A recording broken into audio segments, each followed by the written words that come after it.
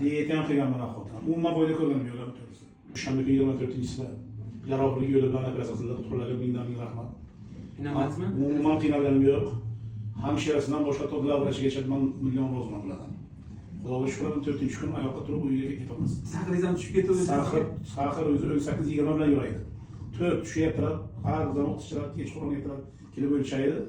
Bu yapılar 4 sakır keçe, 5 yedi. Kulağı şurada Biz o'qiganimizda endi birdaniga tushib ketib qolsangiz esga tushib Zor. Kulağı ne kadar şu an maşallah zor. boshqa joylarda ham davolanganmisiz sakriz bo'yicha? Sakır bo'yicha Buxoro viloyati intilomiga bo'lingan davolanganman.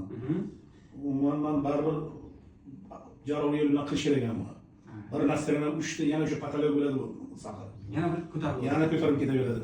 O'sha uchun bu ishni qilish kerak ekan aslida. 5 yil bo'ldi mana bu. 5 yil.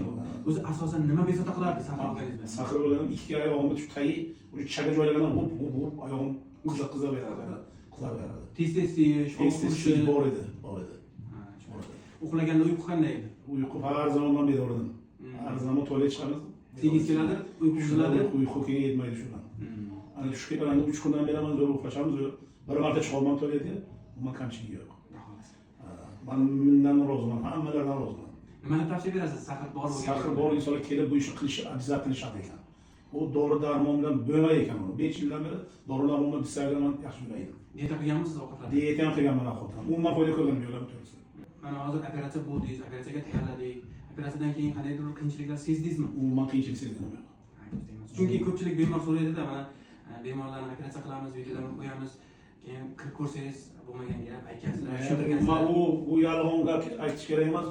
Birinchi Alloh, ikkinchi vrachlar, men o'zim 51 yoshdaman. Aytdim, umuman azob chekkanim yo'q. Qaytar unaqanasi bironasi bo'lgan yo'q men. Aqo'tiyamchi, urmanda tamamen joyiga. Kamchilik ko'rganimiz yo'q. Bemorimiz bizada ruh bo'yicha gastro amaliyotini o'tkazdik. Bemorni operatsiyadan oldin tayyorladik, ularda insulin, peptid, hamma tekshiruv analizlarini o'zimizda qildik. Mana hozir operatsiyadan keyin bemorimizning fikrlari, bugun ertalab sakrlarni o'lchayapmiz. Bemorimizda to'g'ri 2 gacha tushib ketgan sakrlarni ko'tarish uchun novat choy berdik, shakar choy berdik. Mana hozir savdozlarga kelib yaxshi. Bemorimizni bizada operatsiya bo'lib ketgan bemorimizdan tavsiya olib, shular bilan maslahatlashib kelganlar. Mana hozir shunday. Mana telefon nomerimni yozib olsinlar. 97lik 280 75 lik gitti. Bemalol murojaat qilsa, men ma'lumotni 24 soat murojaat qilsa haftada 7 kun telefon ko'taraman. Xohlasa. Mana kelib ko'rsinlar, qilsinlar, foydasi katta. Xohlasa. Endi ko'pchiliklarda hali to'liq informatsiya yo'q, ma'lumotlar mana operatsiya qilinayotganligi to'g'risida bemorlarni ko'pincha bemor bilan muloqotidan keyin keladi. Doktorlarga boradi, lecheniya qilaman deydi. Men yomonlamoqchi emasman. Endi baribir effekti bor bo'lgan narsaga qarab